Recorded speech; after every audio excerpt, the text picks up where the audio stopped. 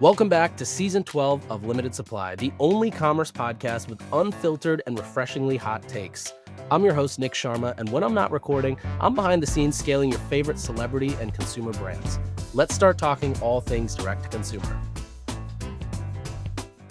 All right, welcome back to another episode of Limited Supply. This week is actually another fun episode. I recorded an interview with my friend Michael, who's the founder, CEO of FabFitFun.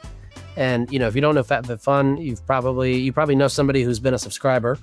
They have an insane amount of subscribers. They're one of the biggest subscription box companies that exist. They're one of the first to start. They have largely pioneered the model, but also innovated on it quite a bit, whether it was through M&A, whether it was through, them building out their entire pick and pack and 3PL operation. They've got over 650,000 square feet of fulfillment center. It's just very interesting. They're about a 300 plus employee company. And so they do a lot of really cool stuff internally, whether it's buying companies, whether it's scaling out different operations they find to be helpful to companies within their umbrella, whether it's launching new companies like the Unhide blanket. And anyways, this interview was funny because we did it at SubSummit in front of a live audience. So you might hear a little bit of background. But this interview was just largely driven by my own curiosity. So you'll get a little peek inside my brain and kind of what I was interested in. But I hope you enjoy the interview. There were some really good nuggets in here. And if you have any questions you want to ask Michael, you can reach out to Michael directly. If you want to ask him, but you don't know where to find him, just DM me on Twitter and I'm happy to ping him. So I hope you enjoy this episode and I'll see you next week.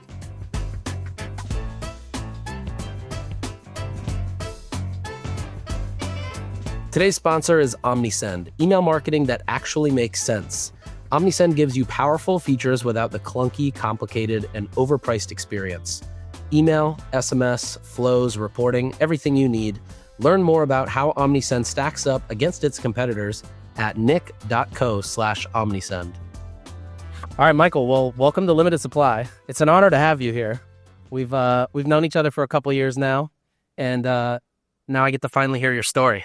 Honored to be here. Big fan of your show and all your work, and happy to be here at the SubSummit too, and with an audience. Awesome.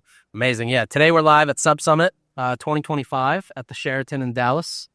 It's one of the conferences I love coming to every year, actually. And so I'm excited to be here. So to start us off, Michael, why don't you give us a quick background? What is FabFitFun? Why did it start? Where are you based? Just give us the elevator pitch. Sure. We've been at this for a bit, but the core of FabFitFun, what we're best known for, is our subscription box service, where we curate products in beauty, fashion, fitness, wellness, home decor, all of women's lifestyle.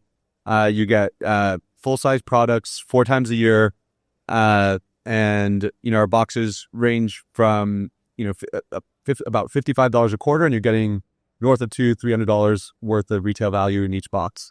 We're based in Los Angeles, and started the brand in 2010. Wow. Launched the boxes in 2013, and we've evolved the business in all sorts of other directions. From taking it this kind of discovery curation platform to launching some of our own brands and building some B2B services and all sorts of things in between. So that's kind of the highlights. The first 3 years you guys were in business and you weren't doing boxes, what were you guys selling or offering? So, the brand started in 2010. The company actually started in 2007. The initial company that I started with a friend of mine in college was actually building websites for politicians. Wow. So we've come a long way from that. We were building websites and doing media buys. At that time, were there all those CMSs that are made for politician sites like there are now? No. Were there all the same regulations and rules though? This was the Wild West. So if you think of the 2008 cycle, and our first client was Rudy Giuliani. In 2004, he's come a long way since then. So he was America's mayor in 2007. In 2004, you had Howard Dean, who was innovative with basically doing the first things that anyone was doing online in the internet. And so this 2008 cycle, all these candidates were just kind of scrambling for young kids who knew anything about the internet. We were literally explaining like, what is Twitter? What is a blog? What does it mean that someone could write comments on a blog? So we were explaining some of the basics, and we knew how to build websites, and we started picking up clients. Me and my original partner in this had already accepted real jobs, and then we saw, this is a different path, and we just kept going down that path. And we built an agency. So we built an agency business doing media buys, doing web development, design services. Initially, it was focused in politics because just that's where they were hiring little young kids. And then eventually we made our way. I wanted to be back in LA, so we started working with celebrities and Hollywood folks. And out of that, we birthed FabFitFun. So when we started working more in the celebrity space, my brother joined the business and we became co-CEOs and co-founders, and we've been that way for well over a decade now. We would get invited to cool parties in LA doing web stuff for these different celebrities, and they'd have these gifting suites, and in those gifting suites you'd get to try the coolest new trendiest stuff, and we thought that was just the coolest thing, to go to the gifting suite and get gifted stuff. And how could you make that into a consumer experience? And that was kind of some of the genesis for what we eventually came out with FabFitFun.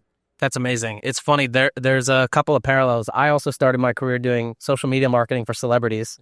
And at some point I worked on a presidential campaign, and we had the same thing where we had, it's like everybody's banging their head against the wall, and then some 19-year-old kid who knows about meme pages comes in and just takes over all the campaign budget to blast something out. Yeah, I actually tell people that I don't know if campaigns and politics is it's a tough career, but early in your career it's a great place to be, because you get that like agency environment where it's just boiler room. I mean, you think of it as like it's a startup, right? A campaign is going from 0 to 60 overnight. All of a sudden they have to like have staff in every position, and they're trying to do high caliber stuff, and often it attracts missionaries, so you're getting kind of punching above your weight in terms of like the talent level. So early in your career, like I had no business advising a presidential campaign as a 21-year-old or 22-year-old, but had that opportunity, and then we worked with various Senate campaigns and gubernatorial campaigns. And so by the time I was starting to navigate my way through Hollywood, it was an impressive body of work. The things, the projects we had worked on, the level we had worked at, the amount of spend we had facilitated, and so we had to, that was pre-rules, no rules, right? I mean, it was. I wouldn't say there were no rules. I mean, there's certainly like campaigns have like FEC rules and stuff too, right? Like so there's. But like Facebook had no rule. Yeah, I mean, I ran some of the first ads ever on Facebook, and I personally ran them, right? So I cut my teeth on, now I can't even go into that ads manager. I get lost. I've tried. I've like let me brush off, dust off my shoulders and get in there. But it's like it's a much more complex thing. But early days, a one person who was playing with Photoshop and quickly iterating, you could hit some bangers on these little thumbnail ads, little right sidebars. Yeah, exactly. And I did a lot of that for a few years. And Facebook was I was a Harvard undergrad, so I saw Facebook go from the very, very, very beginning. It launched, I think I'm user number 1104 on Facebook. Wow. And the first version of Facebook, everyone could go to anyone's profile, and there was what's called a wall, and you could erase whatever was on that wall, and you could put whatever you wanted on that wall. You could like kind of graffiti their wall. So I mean, Facebook was a very different animal back then. Yeah, no one writes happy birthday on people's walls anymore. Yeah, exactly. I mean, one thing I think they might have, I don't know, maybe it'll come back. So there was these virtual GIFs. And I thought that was the coolest thing. Yeah. I'm surprised it doesn't come back with NFTs. I thought that was a magical business for them. Yeah. Where people were just paying $2 to send a picture of a toilet paper roll, Yeah. and put it on someone else's wall. Yeah. So, okay. So you started going to these gifting suites. You saw all these gifts. You probably saw a lot of them were just sample sizes. Then you thought, okay, there's maybe a business opportunity here to turn this into a subscription box. Or how did that go from there's a concept here? Where did you see the opportunity of subscription? Because subscription wasn't a thing back then. The site we built initially, FabFitFun, was an editorial website, and it was modeled off of, we had built websites for other celebrities. We've become close to the MySpace team because it was somewhere in between all this. I built a product called Totspot, which was a social network for parents to keep track of their kids' milestones and share private photos and videos. This is kind of pre-Instagram days. That got us close to the MySpace team who thought it was an interesting asset. If that ever got in the Indian community, it would just be, well, my kid got this on the APs and my kid did this on the SATs. The Persians would probably do the same thing on there. So we were building these kind of, for people who wanted to go beyond MySpace, which was the biggest social network at the time. They wanted to build editorial-driven websites, and we were building these for celebrities. And we said, hey, this is a good model. It's actually, interesting. So why don't we try to do one more as a joint venture? So we built FabFitFun as a joint venture with Juliana Rancic in 2010. And we built an audience. She was the anchor of E! News and had a decent-sized Twitter following. And so we built that audience, and we had clients who were doing e-commerce subscriptions. Beachmint, which was an early subscription commerce pioneer in Los Angeles, was a client of ours. We had seen, Birchbox coming up. And so we saw that model. We thought, there's something interesting there connected to this idea. And, our spin on it essentially was that, people aren't looking just to get samples in the mail, which was kind of the one of Birchbox's and Ipsy's early kind of entries into those market. This could be a fundamentally new shopping experience. People like receiving real products, real value. And it's not just beauty. They want to actually, it's hard to stay on trend. I mean, if I was going to say one core insight, one of many, but of like our customer and the mindset is like, it's a lot of pressure to be cool, to be on trend, to have nice things, to make your space beautiful, and if you can get someone to help surface what's cool and make it convenient and give a great value, that's something people really care about. What's so interesting is the concept of receiving a curated box back then was probably so weird because people are so used to going into a retail store and picking up what they want. But today, the content world is exactly how you were basically doing discovery back then, which is everybody is just being fed stuff that they think they're going to like or is cool or trendy. And it's up to them to decide what they keep continuing on with. 100%. I mean, I often tell our team, yes, we're a curator and we are, we have to be extremely good at that discovery piece, but we also have to be extremely good at delivering real value. And so everything you get at FabFitFun is at the best price you could get it anywhere on the internet at all times. And we have that not only as a guarantee, but it's just, it's the culture, because now people do discover by just following an influencer or a creator and are just scrolling their Instagram, and that's discovery. And you could always purchase something one click away. So you've gotten really good at delivering, kind of our marketplace essentially is helping brands find new customers. So brands work with us because we can put them at scale in front of, arguably the most important audience in the world. It's, we have the women with the keys to the household, kind of a lot of millennial moms and people who you have what I call is the W, which is wealthy women with kids, wine drinkers, and Whole Foods shoppers, and they prefer whole wheat over white bread. Is that you? Raise your hand. That's me for sure. That's definitely a lot of them. And we've, at this point, I think I did some math on this. I think in a pretty broad age demo of, call it, let's say like 25 to 55, I think 1 in 5 or 1 in 6 women in America have been a FabFitFun subscriber at this point. Wow. So, we've touched a lot of women, so it's not so narrow, but I think it's a good description. And for brands, it's interesting because we whenever people are talking about Facebook ads, are they working? What are you doing? How do we're kind of on both ends of it, because on the one hand, yes, CPMs have gotten harder. The iOS 14 changes in 2021, I think hurt everyone. And there's been that whole journey that we've been on. But at the same time, we've become that much more valuable to the brands that we work with. Yeah, and also your brand is so strong. Like out of the advertisers advertising on Facebook who are complaining about CPMs, a lot of those don't have strong brands. They're really just arbitrage Excel businesses that are trying to run ads cheaper than what they're selling the product for minus COGS. But FabFitFun is a brand and a platform, really. Yeah. How did you guys decide to go from subscription boxes to the next level? Very iteratively. I keep thinking of, and we're still doing this, like it's like Russian dolls. Yeah. You open one and what's next and what's next and what's next. And, we kind of take the mindset that if we're not growing and evolving, we're dying. And so we're always thinking about, I always have some level of existential angst about, you wouldn't be a founder if you, yeah. Like, and so I'm always thinking, what do we need to do to innovate so that, I can still get invited back to SubSummit next year. When we launched our boxes, it was extremely differentiated and innovative, and that was a hit. And, some things became kind of natural extensions off of what customers were telling us. And then some things we looked at, like, what are we really good at and what else can we do that maybe customers aren't even thinking about?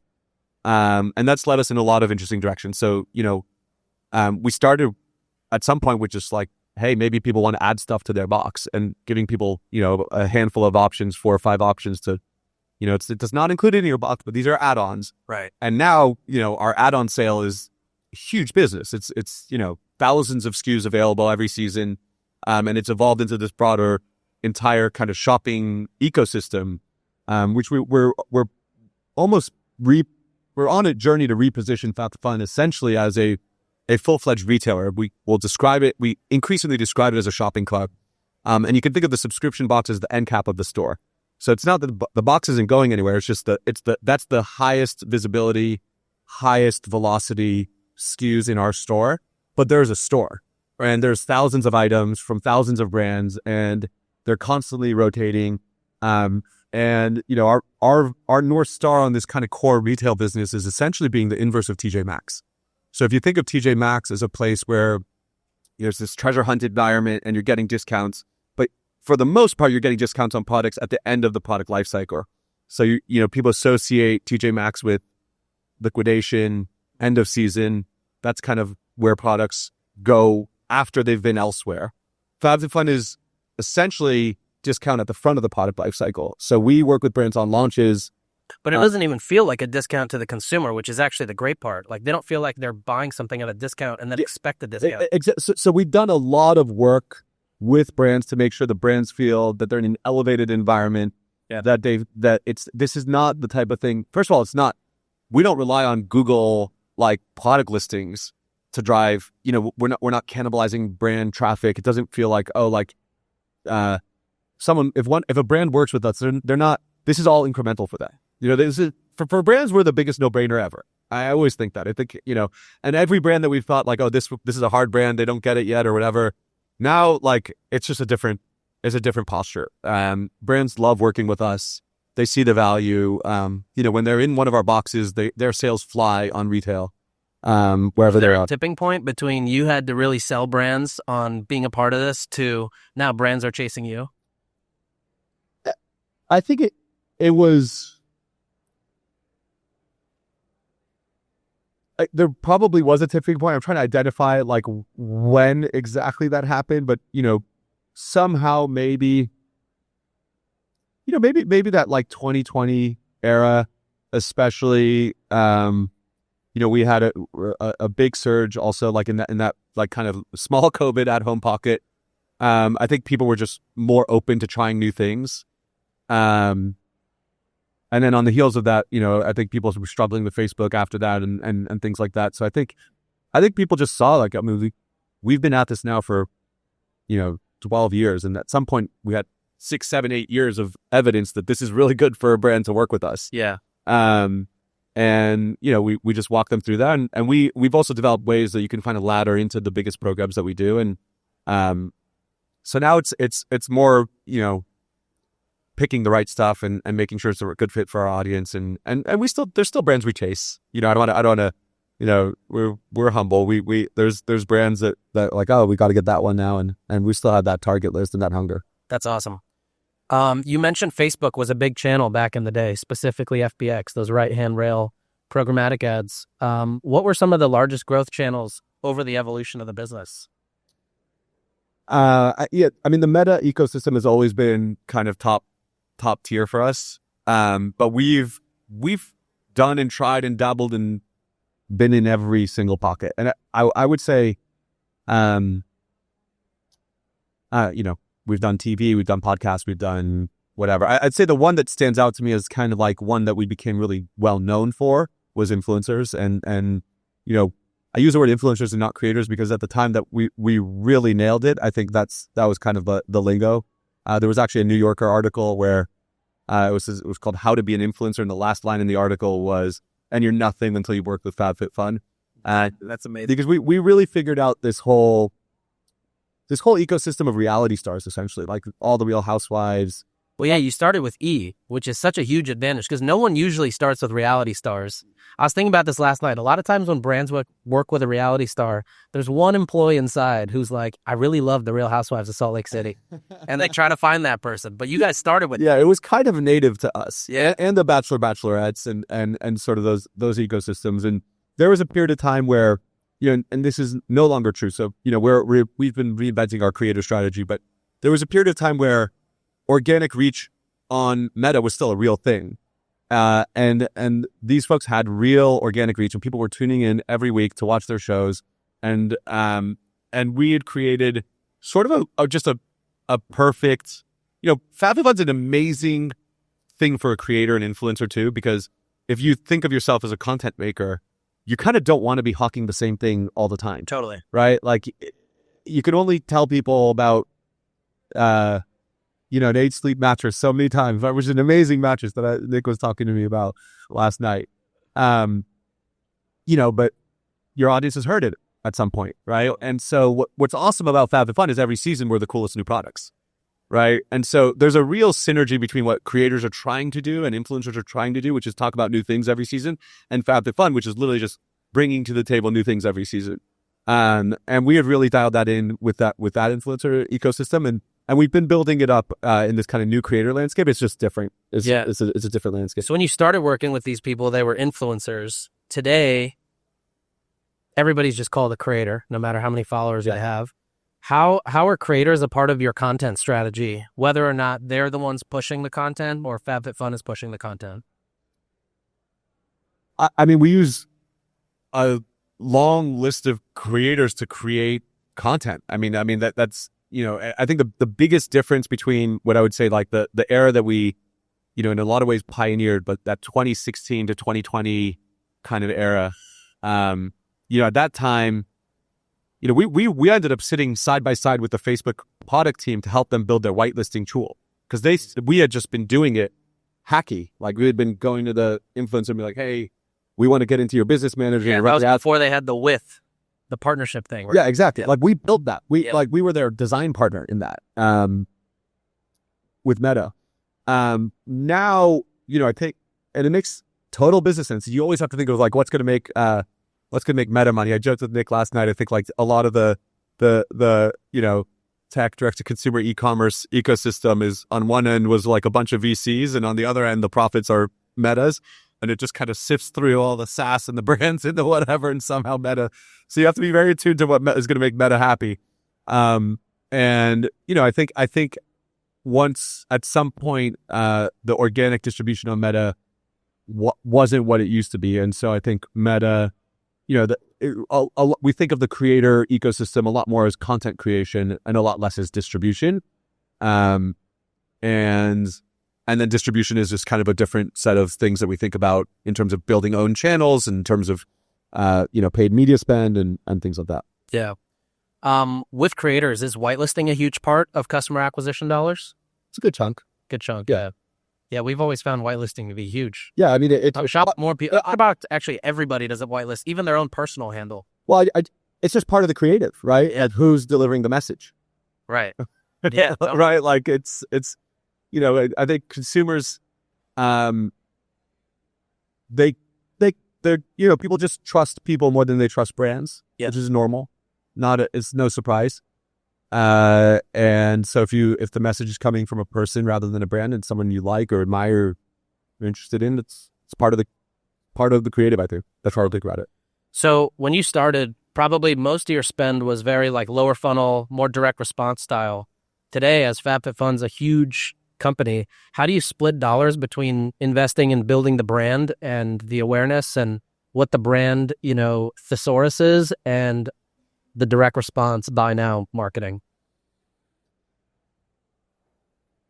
I mean, we're constantly evolving on this. We do think about top of funnel in a different way than we think about just like more traditional performance direct response. But we also try to make as much of our ads as possible be, essentially I think some people will dub it like performance brand marketing, something like that, right? Yeah. So we have some key value props that we want to include in all of our creative. And we think if we just keep repeating those things, they can do their work throughout the funnel. Then I think top of funnel becomes a lot more of working with creators, working with podcasts, working with even we used to do a lot of events. Now we're bringing some of those events back. It's a little bit more of a hustle, I think, at the top of the funnel. Yeah. I always think of this concept of performance branding, which is like building the brand equity on the back of your performance media. Totally. And in the same way, just constantly reiterating the same things, it gets ingrained in people's brains. Yeah, I think that's how we largely built our brand, our audience, our community was we.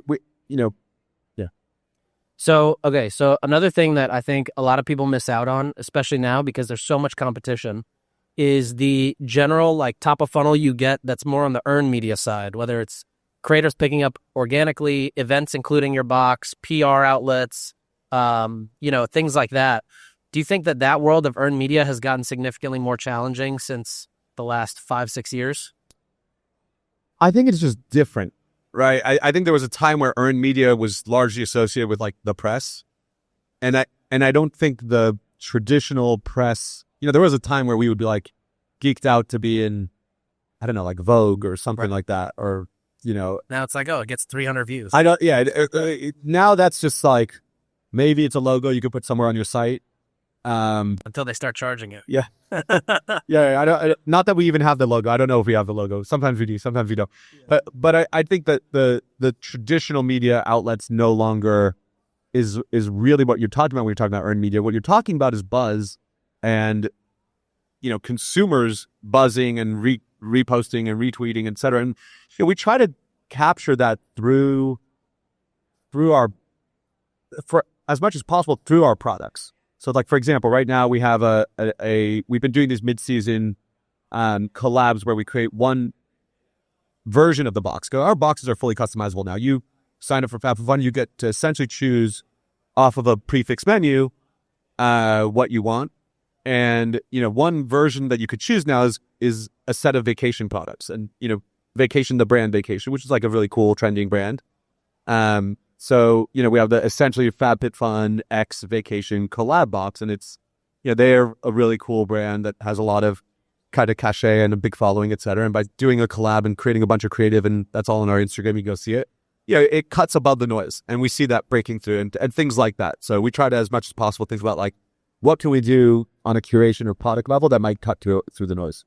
Yeah, I always think of the concept of like brand versus publisher, and publisher just really being that they have an audience that will come to them if they ask for it. And I feel like a good, a testament of a good brand is you can also be a publisher, kind of like how you are a publisher to Vacation in that sense. And that's our roots. Right? Our roots we were just an editorial.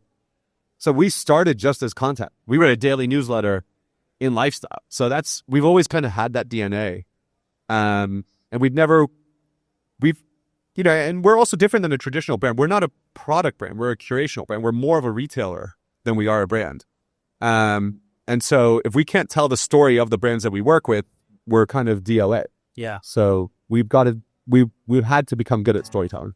Ever feel like your email marketing tools are working against you? The more you want to do, the more they start charging you. With OmniSend, customers can earn $68 on average for every dollar they spend. Why pay enterprise pricing for features you don't even use? With OmniSend, it's so good, it's boring, which is how it should be with email. No clunky dashboards, no unnecessary roadblocks, just a platform that lets you focus on strategy and revenue. Learn more or try it for free at nick.co/omnisend. That's nick.co/omnisend. So you've got the box. The box business is amazing. You guys started launching other brands. How did you decide what to launch, when to launch it, why to launch that specific product? How'd you go about that? Yeah. So, we've done a lot of experimentation on what we call house brands, and we have a handful of them. And they play a great role within our ecosystem, and it's awesome. But where we've had a lot more success is, we have a merchandising team that's constantly out there in market, receiving pitches at trade shows, hearing what the latest, what people are coming up with. We're often I'll see, like, I also do a fair amount of angel investing, and we're often part of a go-to-market strategy for a new up-and-coming consumer product brand. And so, we've developed a program we call FabFitFun with a D at the end of it, where we essentially roll out the red carpet for an early stage consumer product brand, and give them, everything from, forward-looking PO commitments to access to different parts of our stack. We've converted our warehouse into a 3PL. We actually recently bought a packaging business.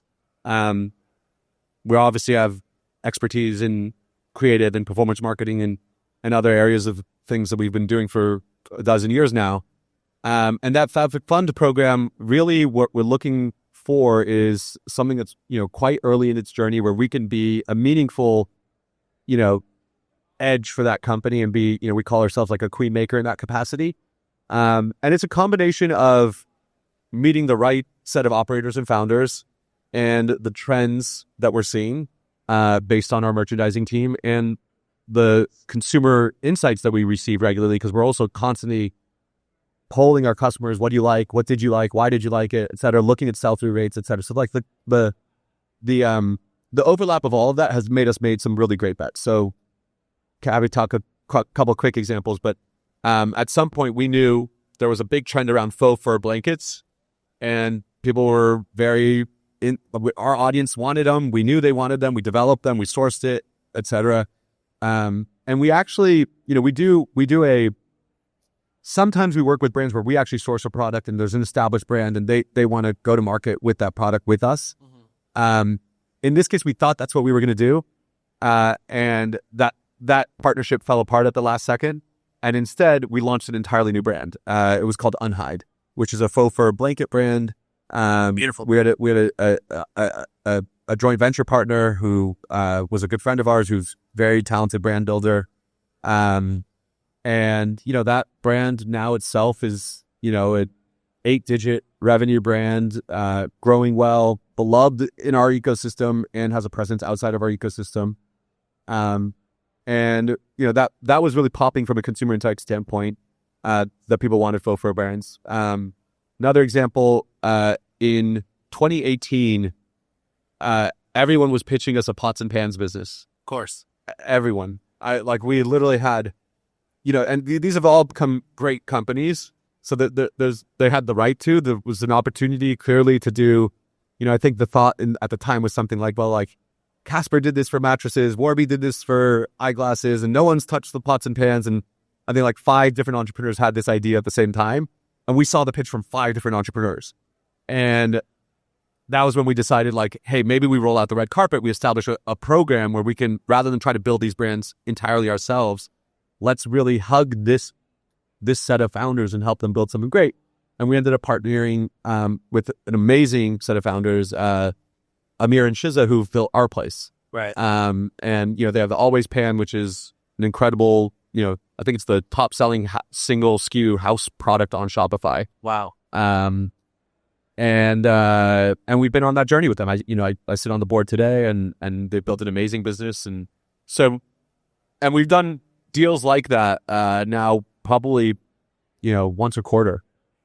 So we've kind of broadened out. The way we think about the business now is this kind of core retailer at the center, which is kind of this inverse TJ Maxx with this constellation of brands that either we own and operate directly, or we have a JV in, or a broader brand partner set who we just partner with. Right. And then a connective tissue of B2B services that we started productizing, like our 3PL business and Books, which is our packaging business.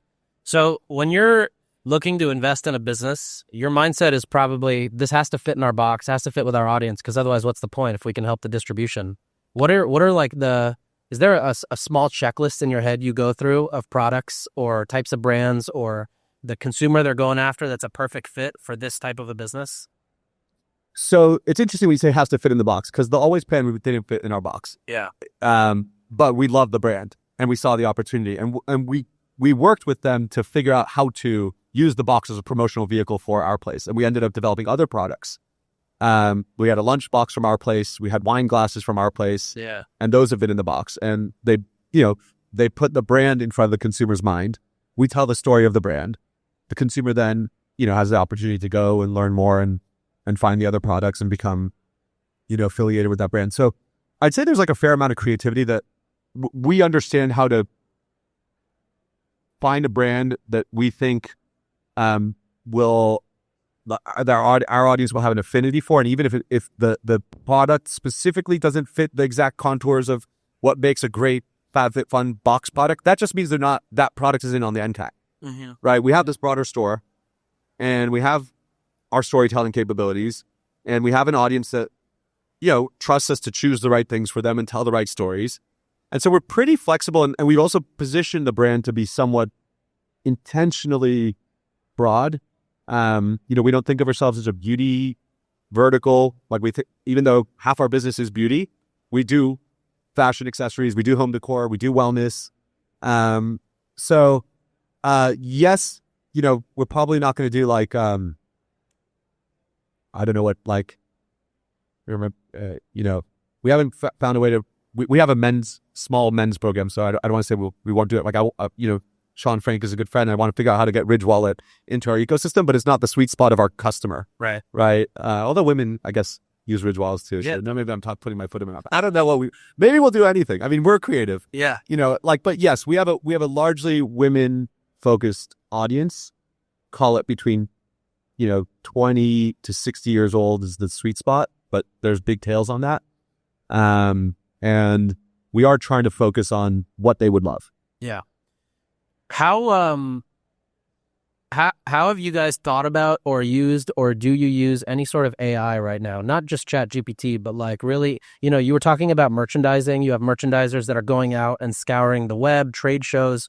Like, do you use AI in that process? Or all the data that you have, the surveys, are you using AI to consolidate? Yeah.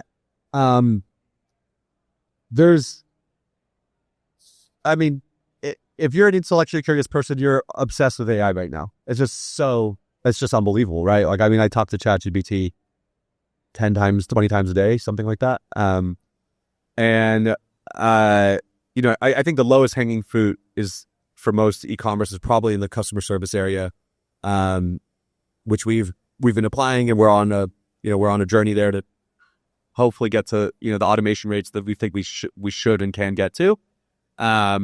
But yes, absolutely. I mean, we're applying AI to summarize most meetings that are happening in our company. We're encouraging our team to, we have a channel where in our Slack where anyone who's used AI, et cetera. So on the merchandising team specifically, we are, it's a big focus area because I think there's so much opportunity there, especially in terms of like how to deal with both the massive amount of consumer insights, both the outbound and inbound kind of conversations and dialogue with brands. And then, we have a whole kind of surveying consumer insights methodology around before we make purchasing decisions to kind of validate, and we track brand Q scores, et cetera. And there's definitely ways in which AI is being applied to all of that. And, kind of we're on that journey as well. Yeah. All right. Last thing I want to chat about before we come to you guys for some questions. So hopefully you guys have a couple questions ready. is growth with M&A. So you guys have gotten so big. You mentioned you started buying a couple businesses. I remember a few years ago, Harry's also went that strategy of, all right, we've gotten Harry's and Flamingo as big as we can, and the best way for us to increase is just buy more businesses. What's the thinking behind the M&A strategy? Yeah. I think people ask me, how do you stay with the same business for 12, 15 years? You got to keep it interesting. So we've kept evolving. And one of the ways to evolve, once you've achieved a certain amount of scale, is just think about what businesses are out there that you can add a tremendous amount of value to, and vice versa. And we've now built a fair amount of infrastructure and capabilities that we know through our kind of incubation and FabFitFun programs that apply well to existing or new brands, and meaningfully will apply well to a range of brands and assets out there. And so I find actually one of the most interesting things, you look at the biggest companies in the world, and a lot of their growth has been through really thoughtful strategic M&A, whether it's Google, buying YouTube and Android, Meta buying Instagram and WhatsApp, right? Like where would these companies be? And obviously, we're not quite at that level or scale. Maybe, hopefully one day we will be. But we think we can grow. We think we have all the permission in the world to go and take interesting assets, plug them into our ecosystem. So that, two deals, I'll just talk about the two deals that we haven't fully publicly announced, but this is a good opportunity to talk about it. And one which we did a year ago and we've announced. So a year ago, we bought Pupbox, which was a corporate divestiture from Petco. And that didn't last long, right? They launched it and got rid of it quick, right? So Petco actually bought Pupbox. So there was a great, an incredible founding team, exited to Petco. I think Petco then tried to run with it, and it didn't quite fit the thesis that they had initially. And they were like, what do we do with this? And turns out we're really good at running boxes. Yeah. And so, we were able to bring it into our ecosystem, lean out some of the OpEx, and leverage the fact that, we have an incredibly capable supply chain team, logistics team, merchant team, and all the cross sells. A lot of our customers, over half of them have pets, right. And vice versa. We've given Pupbox customers benefits in the FabFitFun ecosystem. So that's like an example of a deal we did. And then on a totally different plane, we recently bought a company called Books, which is a eco-conscious packaging business. We're known for our boxes, and we work with thousands of brands, and we built a 3PL business already that's doing phenomenally well, and we're kind of world class in kitting. It's probably like as good as it gets.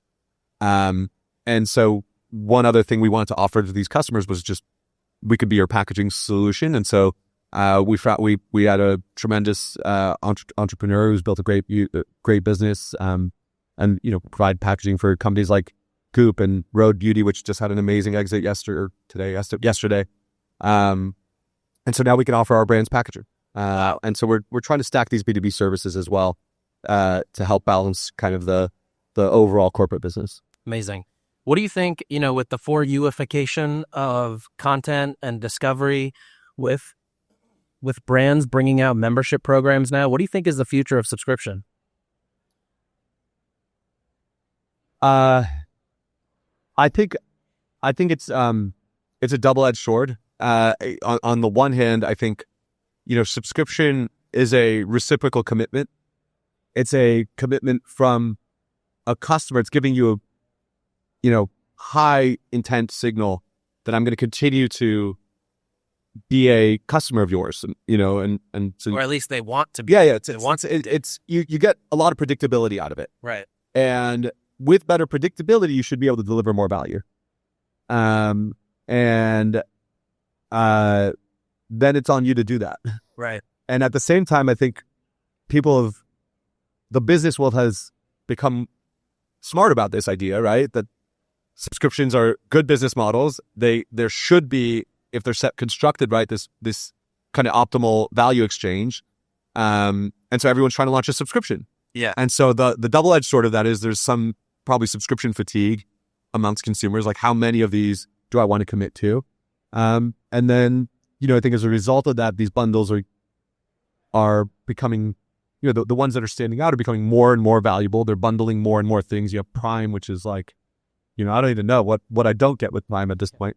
And we've tried to kind of, follow what are the natural extensions to what we're offering in FabFitFun. How do we keep adding to the membership value and bundle and be differentiated in our lane, and where do we have permission to continue to expand? And I think, I think it makes sense to, there's a lot of value that can come out of a subscription, but it's a high bar. It's a higher and higher bar. Yeah. As time goes on. Have you ever, this is just a random curious question. Have you ever thought, like, you guys process so many orders and a lot of repeated orders. Have you ever thought about creating your own FabFitFun credit card to reduce payment processing fees? Yes. We've thought about it. It's like somewhere on that list of like things to do. Yeah. I mean, it's probably every year or two that I'm like, oh, we should do a credit card. And I know there's probably like a credit card vendor here in the expo hall that can help me with it. We just, I think we will end up doing that. I think it's a question of how do we do it thoughtfully in a way that delivers real value, real differentiated value. Right. And in my ideal, it's not like, especially when we think about new businesses, we don't want them to be, hey, we have a captive audience and we can just get them hooked onto this thing. We want it to be a wedge into an entirely new business. Yeah. So if PupBox is just about upselling pet subscriptions to existing FabFitFun subscribers, it's not quite that interesting. If PupBox, because it's unique, and it is unique, like we do age and stage-based programming, both in terms of the curations and training guides, et cetera, in PupBox. So it's like pretty differentiated out in the market. And we think that's a path towards being independently a really, really interesting business. And I'd want to think the same way about a credit card. Yeah, fully agreed.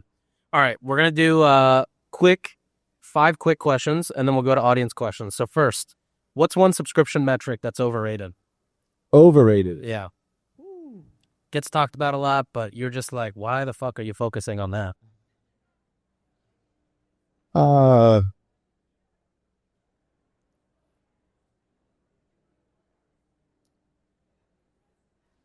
This is going to, like, retention has to be the North Star. And yet, there are probably healthy versions, like in the abstract, without looking at like, what is the marketing program that you're running? It's not always apples to apples. So there could be, let's say, like high churn programs that are really smart and good for you. Yeah. So that might be like, I don't know if that's so surprising to say, but I think you can't get fixated. I think every metric has to be contextualized, including churn. Yep. What about one growth hack you're tired of hearing about? I have a guess for yours. Do you? Which is just the upsell between your different companies. Oh, yeah. Yeah, I mean, look, I think you have to be... the reason upsell works in our environment is because FabFitFun is a cross-sell platform. Do you know what I'm saying? It's not inorganic. Right. It's not a, like, hey, you came to buy a mattress and now we're selling you a watch or something, right? It's, I'm here to discover new things. That's what people are telling us when they sign up for FabFitFun. So it's very organic to us. I often am skeptical of things that will help reduce churn that are tactical. Yeah. That's what I would say. I would say like things that are tactical that are, and there may be like short-term wins on there, but I think that ultimately like you reduce churn by having really happy customers. Yeah, agreed. That's to your point, like the programming and the merchandising. Yeah, exactly. I mean, the product should reduce churn. Right. People aren't staying with Prime because Prime figured out how to optimize their cancel flow. Right. They have figured out how to optimize their cancel flow, and we should all do that. But that's not the leading reason why retention is high at Amazon. What about a brand that you secretly admire? It could be for anything: their product, their team, their cancel flow, their ads. Yeah. I wouldn't, not so secretly, but Seed, the probiotic company, they're good friends of ours. We were early investors in them, and I just think they've built like a phenomenal business. Super thoughtful about the brand, in a way that like, their website isn't like historically been like the like it's pretty content rich, which it doesn't feel like the purely like dialed in for conversion, hit you over the head with it, because they're really passionate about telling the story about gut health, and they've been doing it for a number of years now. And I think they've done a phenomenal job. Amazing. And last question is, what brand has your favorite packaging or unboxing experience? FabFitFun. Of course. Okay, really? we're gonna take maybe 3 questions. We got one back there. Yeah.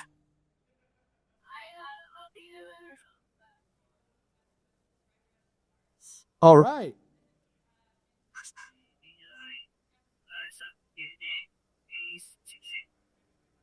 Amazing.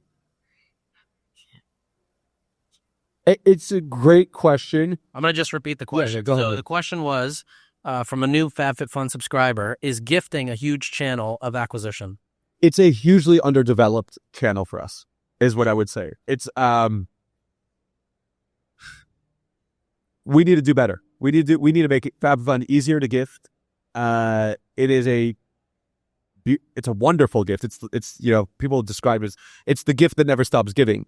And we could do more there. It's not that it doesn't happen. It happens, it happens all the time, but we haven't developed all of the, kind of flows and functionality that I think would make it super smooth and easy to do. Next question right here. As someone that has started off from like the small company that grown in over time to become a much bigger company, if you could go back in time to the very beginning of your as a CEO, what's one piece of advice that you give yourself knowing you now? So question was, going back to the beginning of being a CEO, piece of advice you'd give yourself as you're growing your business? I think probably get an 8 sleep. I think that's great.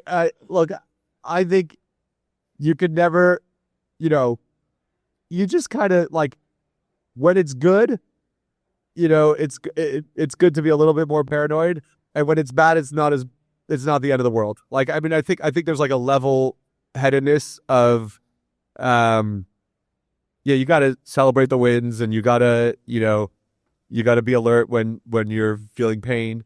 But like that, no CEO I know doesn't go through the roller coaster. It's just it is a absolute roller coaster. You're gonna feel like you might go out of business a number of times in that roller coaster. No, are you really CEOing? Yeah, exactly. and then you're gonna think that you're well on your way to building the next Google at some points, and maybe you are, but like it's always hard work, and find a way to take joy in the work. So you, sir. Right here. You talked about the decision of washing the brand that you made as part to it. That there was a failure of a festival, and they just stayed a little spent for issue. Can you explain how you make your keep validate opportunities and maybe give examples that is life? Why? Amazing. So, with you and your leadership team, basically, how do you evaluate opportunities to bring to market? Rigorous debate. My co-founder and co-CEO is my brother, so to any idea that either of us have, we know there's going to be a strong forceful reaction to it. There's no single metric, because I think a lot of the best bets are more strategic than they are. It's like entrepreneurship. All the obvious ideas are probably the domain of like a big company. And so you have to have a little bit of an angle to why you're going to do things. And so,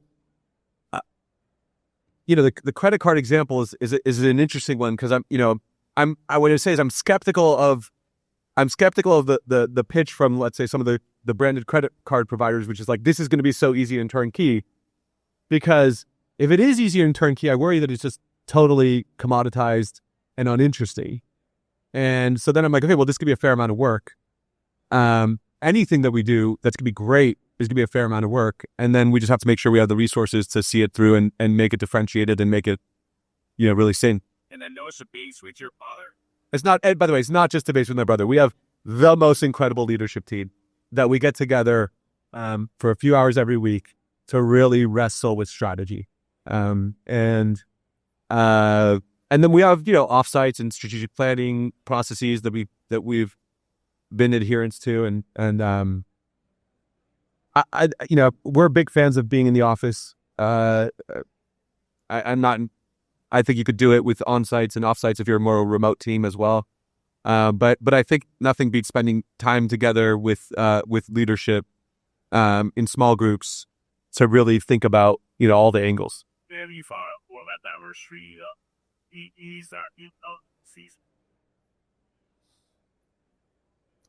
I don't know if the format's more complicated than one, we have a regular weekly strategic leadership meeting every week. We're all committed to it. And then at least twice a year, we're doing a much more intensive multi-day kind of offsite. All right, 2 more questions right here. Absolutely. Green. Yes. Amazing. Awesome. I agree so much. If you have a roundup opportunity for that profit or, that purchase this yours or any of those initiatives. Has he ever used So it's a good question. The short answer is yes. We've raised, I would say, don't quote me on the number, but at least $500,000 for nonprofits throughout, the tenure of our business from our community. And what we used to do was have a featured nonprofit every single season, and then put that out to the community and let them add on a donation to their box. And what we're doing now is reformulating that into somewhat more of a thematic focus, because it was hard, frankly, to get those every quarter to change it up and the amount of lift and effort, and it felt almost inauthentic because of the amount of time and attention we could do to just kind of plug something in.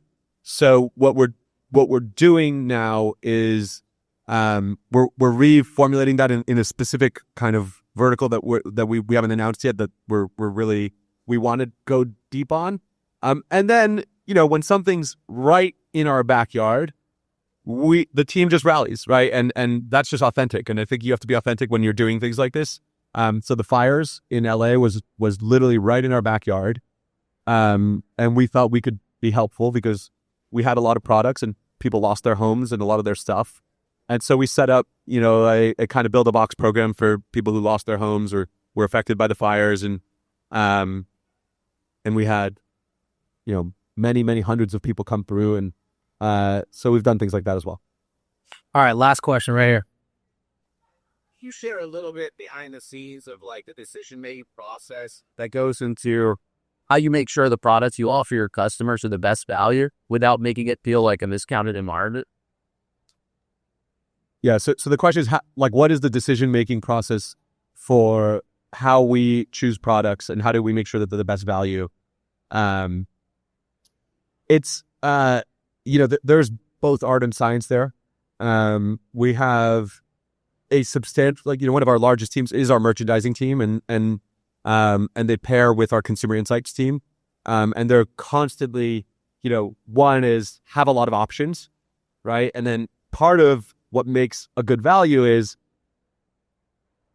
I would say, the willingness of the brand to work with us, right? We're not buying at wholesale. We can't deliver the value we want to deliver, buying at wholesale. And we even have some brands who are doing sponsored programs with us, right? So, including some brands who are willing to provide free product or, essentially be in a sponsored placement on our site. And so it's somewhere at the intersection of creating a lot of options by being out there. So, we're talking to brands, talking to decision makers at the brands. The consumer insights we receive, looking at both prospective surveying and retrospective sell-through and ratings and reviews that we now have. millions of reviews on products and data points, etc. And then the business terms, frankly, right? Like, what can be negotiated with the brand. So somewhere at the intersection of those three ideas and a substantial merchandising effort to sift through that, and they have their own set of debates and meetings, and and at the top of that is my co-founder Katie, who's our editor-in-chief. That's kind of how it looks. Yeah, I mean, we're not a traditional retail channel. We're this kind of discovery platform, and there's all sorts of ways that gives a tremendous amount of value to the brands. Another way for most brands we work with, we describe it as essentially like free marketing, right? Like instead of just paying Meta and have it use products, right? And we'll help you get it in the hands of new consumers. Amazing. Well, thank you for being with us, Michael. Thank you, Nick. Hopefully everybody can say a prayer tonight for the Knicks, and have a great rest of your SubSummit.